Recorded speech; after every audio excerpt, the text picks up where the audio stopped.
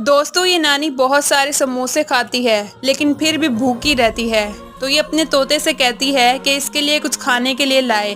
तोता जाता है और एक पिज़्ज़े का दरख्त उगाता है। वो इसके ऊपर एक जादुई चटनी डालता है जिससे पौधा बड़ा हो जाता है और इस पर बहुत सारे पिज़्ज़ा उगने लगते हैं।